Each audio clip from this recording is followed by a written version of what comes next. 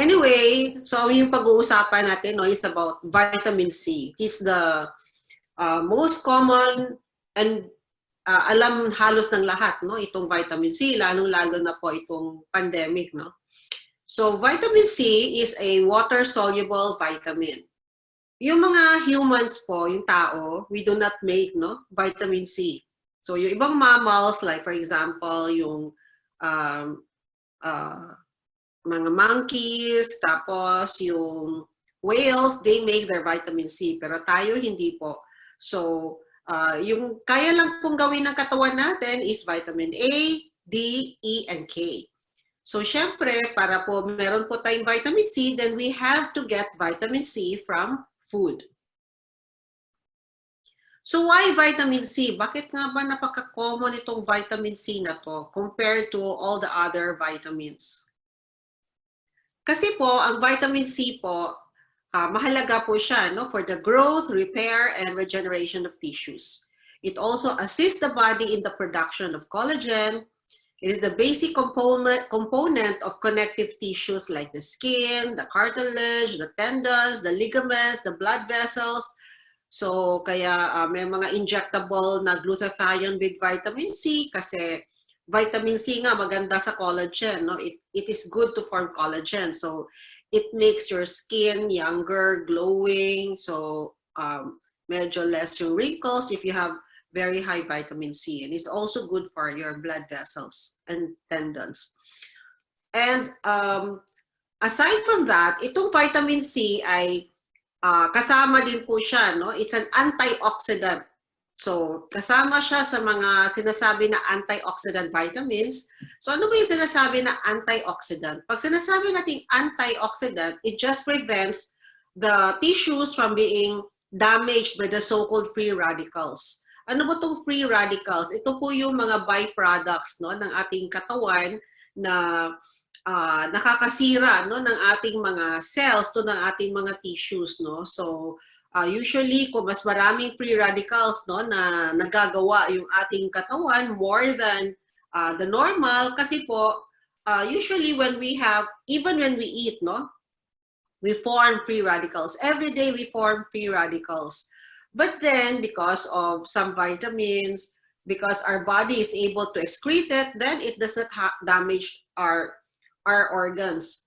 But then, because of yun na nga, kulang tayo sa sustansya, itong mga free radicals can cause damage. So they can create like accelerated aging process, no? Like medyo bata ka pa lang, may mga sakit ka na para lang sa matatanda. Kasi as we age, ito talaga mga free radicals nagpo-form sila. So we cannot evade from having yung mga so-called degenerative diseases that comes with age. Parang yung kotse lang yan, no? Na habang tumatanda yung kotse natin, kinakalawang, so medyo nagkakatunog na pag pag nagde-drive tayo, no, may mga naririnig na tayo ng mga tunog, medyo parang wala na siyang hatak, wala nang power, so ganun din po yung katawan natin. So as we age, because of these free radicals, this will cause aging. But for some, medyo kasi marami silang free radicals na na-form kahit bata pa sila, kaya nagkakaroon sila ng mga sakit na dapat ay para sa matatanda lang. So, bata pa lang, may arthritis na, bata pa lang, may mga goiter na, bata pa lang, may sakit na sa puso, high blood na. So, ito po yung mga sanhi, no? Or kaya may cancer na, no? Ito po yung problema, no? Pag itong mga free radicals ay dumadami. So, isa po ang vitamin C na nakakatulong para po hindi po ma-damage or nakaka-protect po siya ng ating katawan, no, from this so-called build-up, no, of free radicals over time. And of course, that's why vitamin C is very sikat, no? Hindi dahil meron siyang antioxidant activity, but because ito kasing vitamin C is very known to be an immune system booster. So, it promotes the production of the white blood cells. Ano ba itong white blood cells? Ito po yung ginawa ng Diyos para po malabanan kung ano man yung mga virus o kaya mga bacteria or even cancer cells no, na nandyan po sa ating katawan. No? So, we have a natural defense inside the body. We were equipped by God. Meron po tayong army sa loob po ng ating katawan. So ito nga po yung mga white blood cells, no, na tinatawag. Kailangan lang po na proteksyonan po natin yung ating army nang hindi po sila nagkakasakit at malalakas po sila nang sa ganun ay kaya po nilang puksain yung itong mga viruses at saka kahit anong bacteria, no, na pumapasok po sa ating katawan. At nakakatulong nga po itong vitamin C. 90% ng mga upper respiratory tract infection. Ano ba yung upper respiratory tract infection?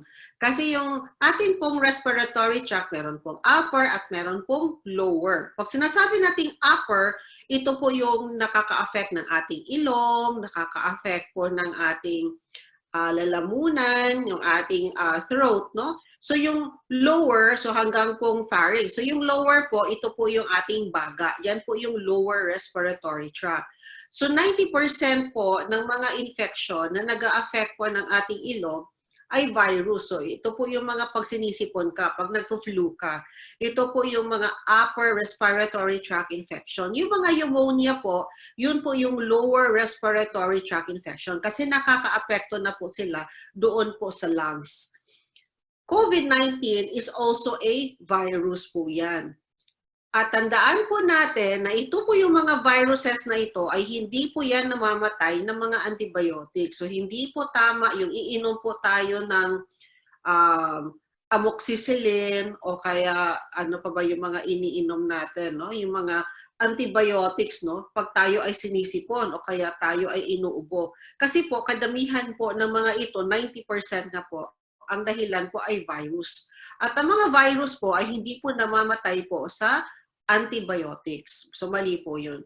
Kusa po itong nawawala, no? Itong mga viruses na ito. Once our body forms what we call the antibodies, kusa pong nawawala, no? Itong mga viruses na ito. And like I said a while ago, ang nakakatulong po, isa sa nakakatulong para mag-produce po yung ating katawan, no, ng mas maraming lymphocytes, ng mas marami pong yung sundalo po ay talagang mas lalong lumakas, no? Kumbaga kung dati po sila lang po ay ordinary army, aba ngayon mga ano na po sila, no? Mga SEALs na po sila, no? Sila na po yung talagang train na po sila, no? Talagang pumuksa, no? Pumatay ng mga mga invaders. So vitamin C is very good for lung health.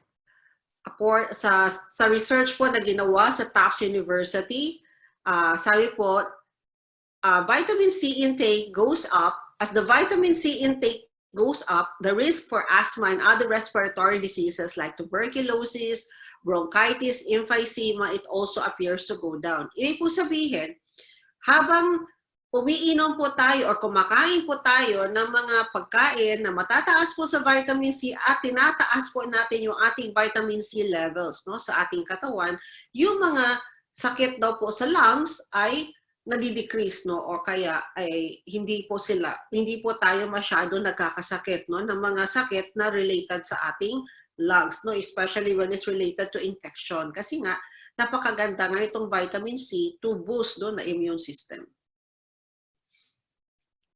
Aside from that, vitamin C can also combat stress. So it can,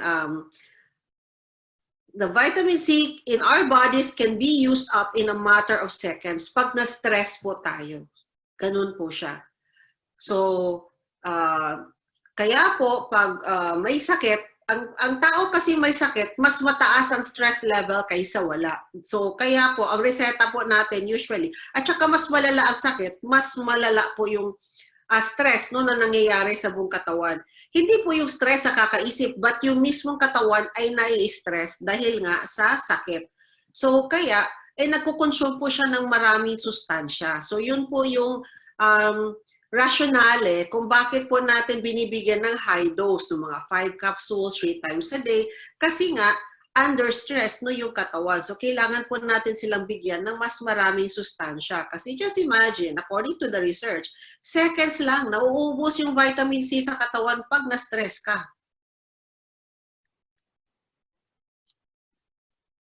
So aside from that, vitamin C is also needed for the oral and brain health. So aside from the lung health, it's also good for the oral and brain health.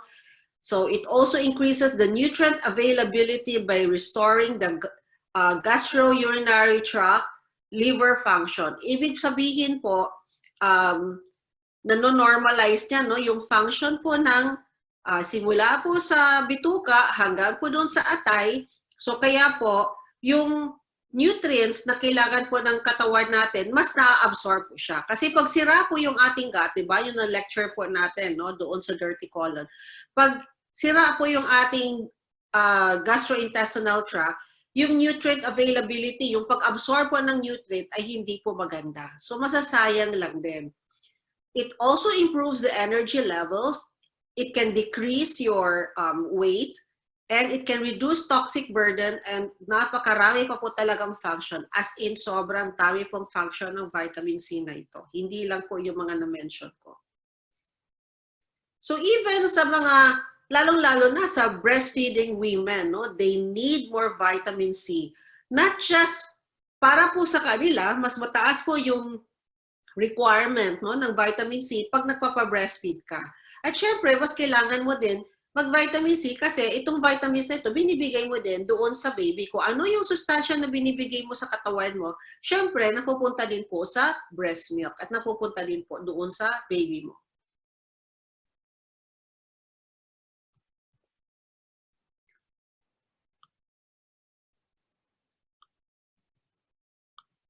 Ay, wait. So there was a study by Bruce Ames in one of the leading cancer researchers in the world. He discovered that sperm damage in men increases as vitamin C levels in the body will drop.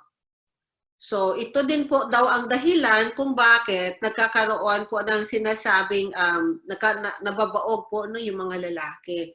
Pag kulang po sila sa vitamin C. So pag kulang sa vitamin C, hindi po nagiging malakas no, itong mga sperm na ito. No? So nalulobot po sila. At hindi lang po nalulobot, nadadamage din po yung mga cells. So nagiging abnormal po sila.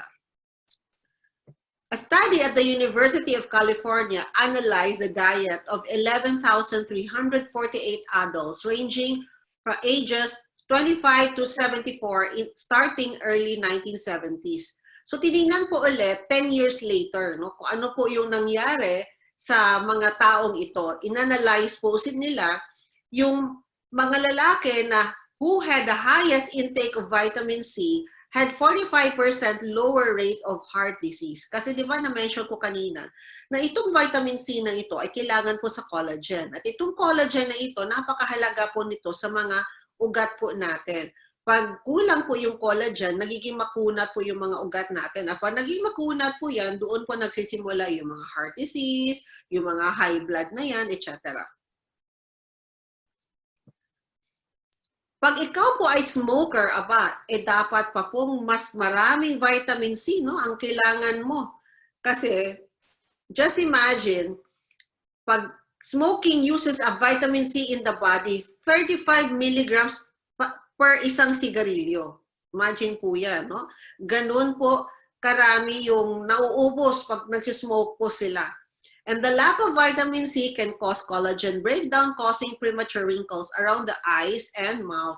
Kaya karamihan po ng mga smokers, they really look medyo wrinkled yung skin nila or medyo old talaga ang itsura, no? Mas marami silang mga wrinkles kasi nadadamage po yung nadadamage po kasi yung collagen. So this is a picture. This is what you will look, no?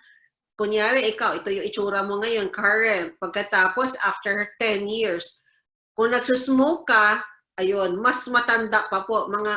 Kung yung isa 10 years older lang, after 10 years, yung isa, pag nag-smoke ka, you will look 20 years older. So why do we need a natural vitamin C complex like Essential C? Ano bang kaibahan ng natural vitamin C doon po sa mga synthetic na vitamin C? Ang synthetic na vitamin C po, ang pinakalaman lang po nila ay either ascorbic acid or kaya sodium ascorbate or calcium ascorbate, which is only 1 fraction of the vitamin C compound. No? So, isang fraction lang po yan ng vitamin C. And also, usually galing po siya sa GMO corn, itong synthetic vitamin C. And it is also highly processed in the laboratory. It is widely used as both a nutritional supplement and as a preservative in the food, pharmaceutical and animal feed sector. So just imagine po, yung vitamin C na iniinom mo ay ginagamit din pong preservative, no, sa mga pagkain, no, natin.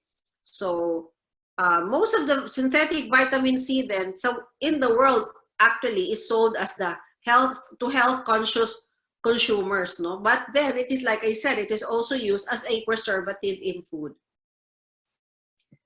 And because it is synthetic, it has lower bioavailability than the real foods, which means you cannot absorb them nearly as well as kung kinukuha mo yung vitamin C na yan from totoong pagkain or sa mga halaman talaga.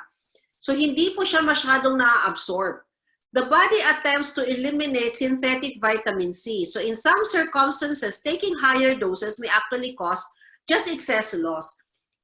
Anong ibig sabihin nito, no? Kasi nga synthetic nga siya. So our body does not easily recognize it. So what the body does is eliminate it. Kasi nga, it is in the form that is not recognized by the body. So kumbaga, parang wala siyang magiging gamit, no, sa katawan mo kung ilalabas mo lang din siya. So hindi na siya masyado na-absorb at pagkatapos, parang iihi mo na lang din siya. So useless yung parang iniinom mo na vitamin C kung synthetic po yun. So just to show you how vitamin C is made, ito po yun, no, in the laboratory. So sabi ko nga kanina, it comes from GMO corn. So after that, so syempre kailangan mo siyang igiling, so nagiging vegetable starch po yan, no? And then it undergoes enzymatic treatment to form glucose. It undergoes catalytic hydrogenation to form sorbitol. It is fermented to form sorbose. And then it is reacted with acetone plus sulfuric acid. So kilala naman siguro natin, no, kung ano yung acetone, no? So ito po yung pangtanggal ng cutics natin, no? It is oxidized, added with sodium hydroxide. Alam niyo ba kung saan yung nakikita naman itong sodium hydroxide? Nakikita po natin ito sa mga Clorox, ayan, sa mga Zonrox, no? It is a component of that, no? It is acidified with gluconic acid, added with hydrochloric acid with alcohol to form what we call ascorbic acid. So pag nakikita po natin yung mga vitamins na pinapainom natin, no, sa mga anak natin, no, na syrup form, we usually see na yung pinaka-component niya is ascorbic acid. So yun ang pinaka-component niya. But since acid nga siya di ba? Ascorbic acid nga, so acidic, no? So kaya, meron po silang ginawa to alkalinize naman. So that's why we have what we call the so-called alkaline vitamin C. So what they did was added sodium hydroxide, sodium carbonate, and precipitated with alcohol to form what we call sodium ascorbate. So dulo lang po yung pinalitan. Pareho lang po yung proseso. Ganun, pareho lang. That's how it is made, no? So when you look into the process, you cannot, nasaan po dyan yung natural, nawala na po, no? Yung natural substance kasi nga so many chemicals were already added to it. When you say that the vitamin C is natural, it is the vitamin C that comes from nature. And we know that nature knows best.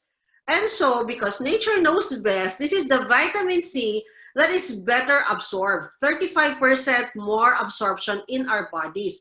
Meaning to say, kung parehong 500 milligrams yan, itong natural, may dagdag pa siya na 35% more absorption. So, dadagdagan mo yung 500 times 35%, no? So, magiging parang 750% na po yan, no? Sa loob, no? In our bodies. And it is excreted slowly compared to yung isa na halos nauubos lahat, no? Ini-excrete lahat. So halos walang natitira, no, sa loob ng katawan. And not only that, hindi siya ascorbic acid lang. Unlike the synthetic vitamin C na ascorbic acid lang or sodium ascorbate lang, kasi bawat halaman, meron pa po siyang kasamang mga iba-ibang sustansya, iba-ibang nutrients, iba-ibang minerals, iba-ibang flavonoids, bioflavonoids. So, mas nagiging powerful po. Kasi mas na-absorb pa po yung vitamin C. At when you add, for example, vitamin C with xanthone, for example, mas nagiging mas powerful pa po siya. So, yun ang maganda kasi sa mga galing sa nature. Kasi, ang nature kasi hindi lang naman po isang vitamina yan or isang mineral po yan. Napakarami pong sustansya, no, na galing po sa isang halaman lang. So just imagine when you have a vitamin C that has about 7 or more components, and just imagine how much nutrient na nakukuha mo, no, doon lang sa product na yon. So ito po yung sinasabi ko kanina, no, na yung vitamin C po, natural vitamin C, ay hindi lang po ascorbic acid ang laman or vitamin C ang laman, pero meron pa po siyang mga other things, no? Like yung mga minerals nga, yung mga vitamins, J factors, P factors, K factors, lahat po meron po dyan, mga bioflavonoid complexes, no? Making this vitamin C more powerful. So why take essential C, particularly essential C? Ano ba ang kaibahan ni essential C sa halos lahat naman ng mga natural supplements or natural vitamin C na nasa market ngayon? So essential C contains the most concentrated sources of powerful, natural, organic vitamin C on the planet. It is made with not just one, but 7 whole organic superfoods that are not only incredibly rich in vitamin C, but also loaded with other nutrients and other antioxidants. So yun po ang kahalagahan doon. Hindi lang po isang halaman ang laman, 7 po ang laman. At hindi lang po basta 7. Yung 7 na yan, talagang, alam mo yun, pag pinagsama-sama mo, hindi po siya 1 plus 1 plus 1 plus 1 plus 1 equals 7, no? But 1 plus 1 plus 1 plus 1 plus 1 plus 7 equals times 1,000 na po ang effect niya. So, ganun po siya. Nagiging mas grabe na po yung multiplication no, when, in terms of the effectivity ng product na yan. So, with our essential C complex, you will be getting a full spectrum vitamin C. So, hindi lang po nga yung isolated synthetic form which are found in other products. So, meron po kasi tayo nakikita, no, na mga vitamin C ngayon sa market na, for example, sodium ascorbate, tapos hinaluan ng malunggay ba ngayon, o kaya hinaluan ng kamo-kamo ba ngayon. So, alam niyo po kung bakit po may ganun na hinahaluan, no, ng ascorbic acid. Kasi napakamura po kasi nitong ascorbic acid, kasi nga synthetic. When you make something in the laboratory and you can make a lot, it's just like shabu. O bakit ang mura-mura ng shabu compared, for example, to marijuana, compared, for example, to heroin? It is because it can be made in the laboratory kasi chemicals lang kasi siya. So, kaya cheap. So, ito din, the same, no? Itong ascorbic acid, it can also be made in the lab and they're cheap. So, to make, for example, a vitamin C na so-called natural siya. So, yung iba, dinadagdagan ng plus kamo-kamo. Pero siguro, pagpalagay mo na lang sa 500 milligrams, eh baka may kamo-kamo dyan. Out of the 500, baka 490 ang ascorbic acid, 10 milligrams na ang kamo-kamo. Kasi di naman nila sinasabi kung gaano karami, di ba? Pero kahit sabihin mo pang kalahati doon kamo-kamo, kalahati lang doon si ascorbic acid, still may laman pa din siya na synthetic. No? So essential C has numerous nutrients, not just the vitamin C, but other vitamins, minerals, dietary fiber, phytochemicals, bioflavonoids that makes essential C more bioavailable. Ibig po sabihin, dahil po may kasama po siyang vitamins, may kasama po siyang ibang vitamins, may kasama mga minerals, may kasama po siyang mga ibang substances, mas na-absorb po yung vitamin C na nandoon po sa ating essential C. So, ganito po yung laman no, ng ating essential C. Para kang kumakain po, pag tuwing umiinom ka ng ating vitamin C capsule, para ka na kumakain ng gulay at prutas na nasa isang kapsula compared po doon sa powder lang no, na synthetic. So, our essential C is a complex of natural vitamin C comprised of bignay, mangosteen, you have guava, moringa, rose hips, kamo-kamo, and guyabano. So, bignay, pag-usapan naman natin si bignay. Bignay is also called the Piscan cherry. So, like I said, aside from the vitamin C, it has provitamin A, it has vitamin E, it has vitamin B1, iron, minerals, fiber, potassium, and phosphorus. Meron din po siyang antioxidant activity due to the presence of catechins. So itong catechins po, kahit maghanap ka sa kahit anong sodium ascorbate na nabibili mo dyan sa merkado, no, wala ka makikitang catechins. Kasi itong catechins, nakikita lang po talaga sa halaman po yan. So itong catechins, like I said kanina, ang vitamin C is a very good vitamin to counteract no, or decrease the free radical damage. And bignay has catechins which can also decrease the free radical damage. So just imagine you have a whole array of nutrients that work together to decrease the so-called free radical damage, not just vitamin C. Unlike when you're just taking one nutrient in one capsule, wala po siyang masyadong kwenta. Kasi nga, isa lang siya, vitamin C lang siya. So it provides health benefits such as a healthier heart. It can also, nakaka-weight loss din po. It can lower cholesterol level. It is a natural colon cleanser, itong bignay. No? It helps to eradicate unwanted toxins from the body. It prevents abnormal colon muscle contraction that results in bloating and abnormal cramps. So ito po yung gamit ni bignay. Kamo-kamo.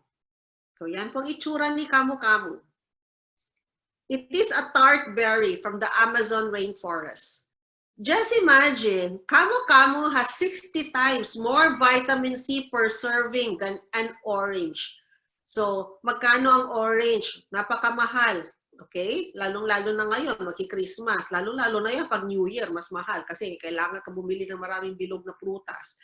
Anyway, itong si kamo-kamo po, compared to isang orange, it has 60 times more vitamin C. So just imagine, 1 teaspoon of kamo-kamo powder provides 1,180% of your required dietary intake for vitamin C for the day. So ganun po siya, no? So siguro pag nagtitake ka ng 5 capsules 3 times, may 1 teaspoon of kamo-kamo ka na dyan. So kamo-kamo does not only contain vitamin C, meron din po siyang amino acids, no? Essential amino acids, valine, leucine, and serine. It is rich also in antioxidants. So, meron din po siyang mga nagpa-fight na mga free radicals like flavonoids, gallic acid, ellagic acid, and it also provides a wide range of health benefits from the head to the toe. So, unlike yung iba nga, yung mga ascorbic acid lang or sodium ascorbate lang, wala ka talagang makita mga flavonoids dyan, gallic acid dyan, ellagic acid, wala. Wala po yan kasi sa halaman lang po ngayon nakikita. Plus many vitamins and minerals also. So guyabano. Guyabano is rich in carbohydrates, dietary fiber, and aside from vitamin C, it has vitamin B1 and B2. Can safely prevent cancer cells from forming while effectively slowing down tumor growth. So ito po yung pinakamaganda kay guyabano, no? Kasi maganda po siya sa mga cancer, no? It can stimulate digestion and it can even stop convulsions or seizures. It also helps stop the growth of harmful bacteria, viruses, fungi, and parasites. So it's very good for the immune system. Aside from that, it lowers the blood sugar.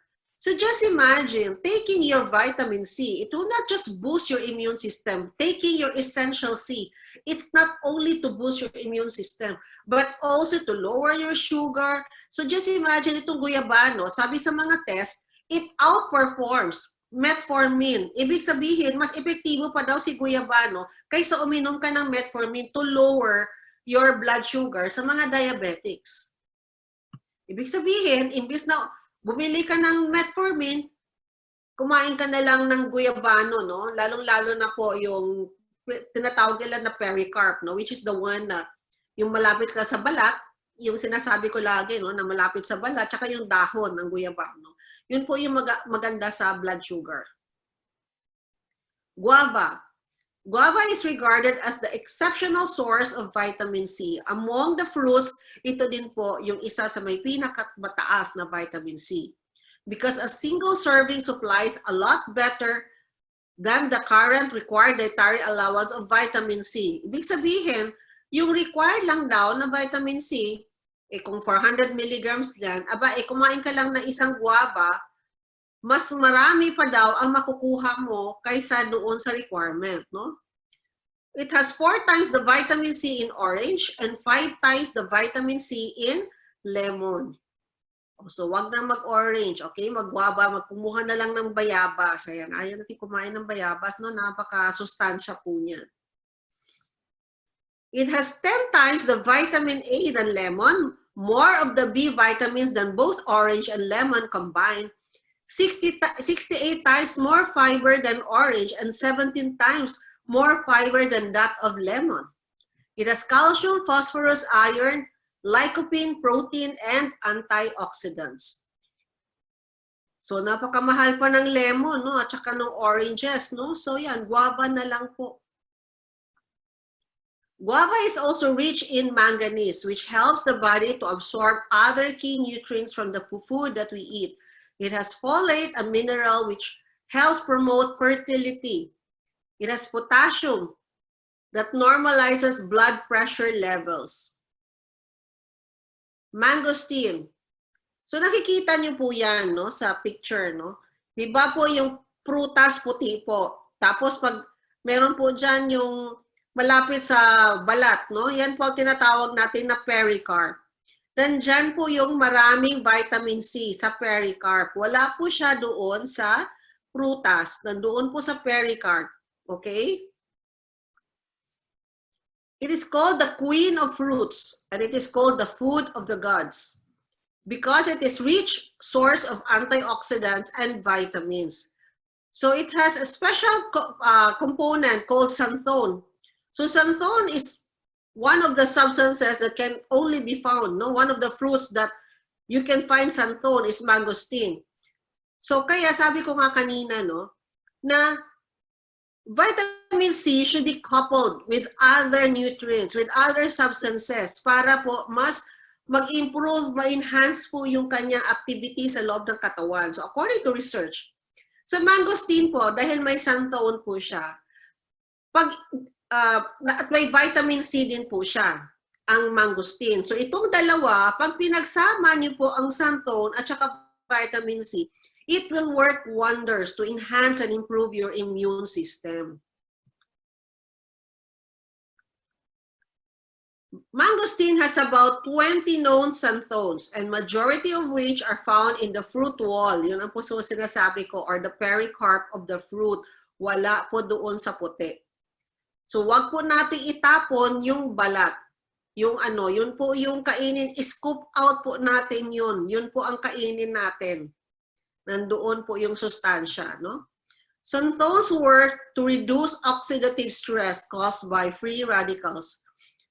By damaging the free radicals, these antioxidants protect the body from various diseases ranging from common cold, flu, cancer risk, and heart disorders. So xanthone has also been known to be anti-cancer, no? Moringa. Moringa is called the miracle tree. Bakit siya tinawag na miracle tree? It has been identified by the World Vegetable Center in Taiwan as the vegetable with the highest nutritional content among the 120 types of food species studied. So ibig sabihin, it is one of the most nutritious food in the world. At hindi lang po yun, ang bilis-bilis po niyang tumubo. So it can grow, no? Can be harvested. It can grow very fast. It can be harvested po every 35 to 40 days. Actually po ako may halaman po ako no dito po. Meron po akong moringa. Ginawa ko po siyang indoor plant. Nakalimutan ko lang po siyang picturean no, pero indoor plant ko po siya.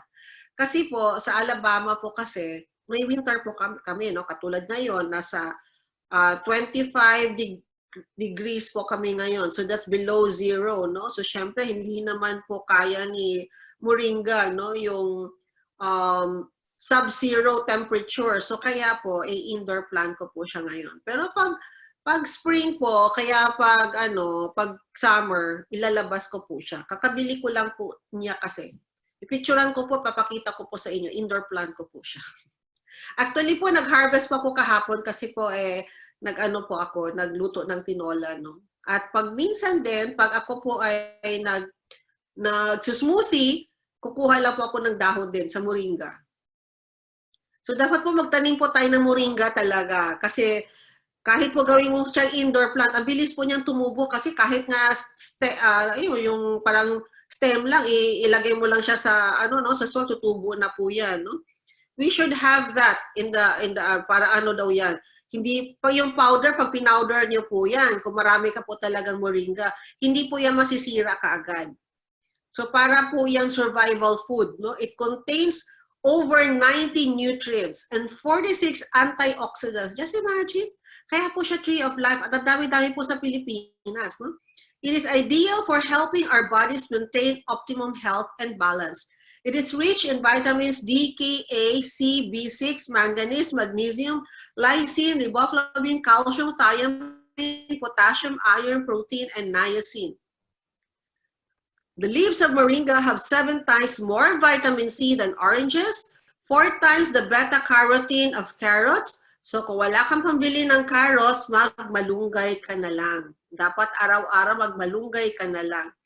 It has 3 times the iron of spinach, 4 times as much calcium as milk, 3 times the potassium of bananas, and it has more fiber than oats. So, imbis na bumili ka ng oatmeal, moringa ka na lang.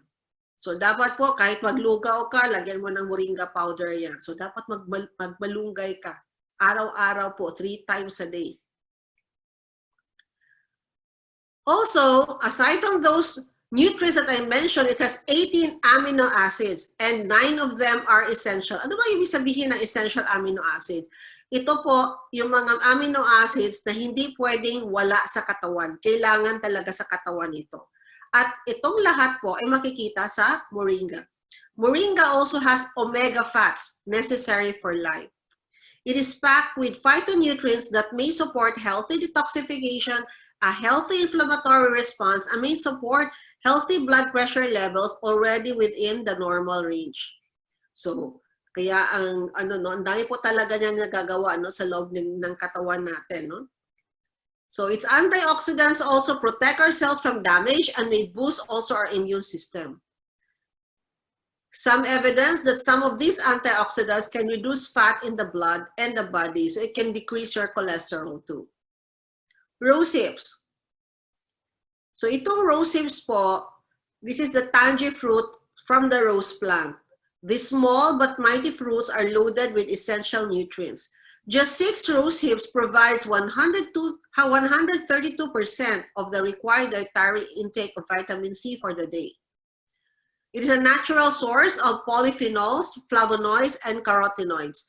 It naturally supports a healthy inflammation response, support a healthy immune response, and are beneficial for maintaining overall health. What makes rose hips so special is their naturally high vitamin C content and significantly enhanced by supporting bioflavonoids such as quercetin, rutin, and hesperidin, which increases absorption and amplify the overall benefit. So ito nga po yung palagi kong ini-emphasize. Pag natural po kasi, meron pa po siyang ibang mga substances. So just like rose hips, may kasama po siyang bioflavonoids.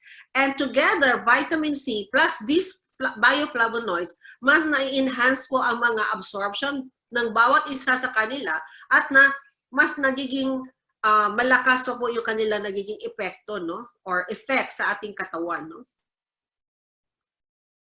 And of course, ang pinaka-edge po ng ating product doon po sa iba ng mga products in the market.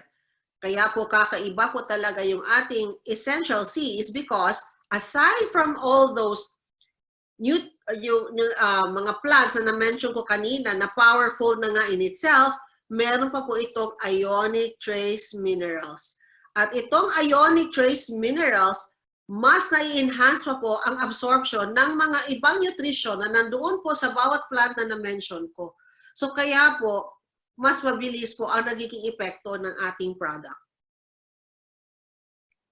So ito po yung mga dosages ng ating mga vitamin C na pwede yung sundin, no? This is for health maintenance, yung mga walang sakit. So ito naman, pag merong mga sakit. O kaya pag exposed tayo sa stress, pag naninigarilyo, pag medyo polluted yung environment natin, nakatira ka sa Metro Manila, so yan, no, 3 to 8 capsules per day. Considering na wala kang sakit niyan. Pero syempre, pag may sakit, tataas po yung dose depending on the severity, no, of the disease. A recent study published in the Annals of Internal Medicine, the Annals of Internal Medicine is one of the journals that is most read, no, by the doctors, suggests that relying on supplements, when they say supplements, yung mga synthetic na supplements, rather than the food. So, dapat daw yung mga nutrition, yung mga vitamin C and other nutrients, dapat kailangan po nandoon sa food. May not be enough to keep you healthy. So, the supplements are not enough to keep you healthy. So, that's why, lagi ko din sinasabi, no? May food list ako laging binibigay. Kasi, like for example, yung vitamin C natin, ang ilan lang ba ang laman nun? 7, plus yung, yung CTMD. So, kulang pa po talaga yun. Yung ibang sustansya, for example, na meron si duhat, no? Or kaya si Chico, wala doon sa ating essential C. So, kailangan mo kumain pa din ng ibang mga halaman, ng ibang mga prutas to get also the vitamins that comes from these other fruits and plants. So, according to the study, nutrients from supplements don't improve health as effectively as those consumed from food. So, meaning to say, na paggagawa ka din ng supplement, ay dapat po, kailangan po talagang galing po sa halaman para mas epektibo po siya. So, meron po tayong pharmacy. It is called God's pharmacy. It is everything we need and it is provided by nature. And we should remember, the greatest wealth is our health. Yun lang po. Magandang umaga sa inyo lahat.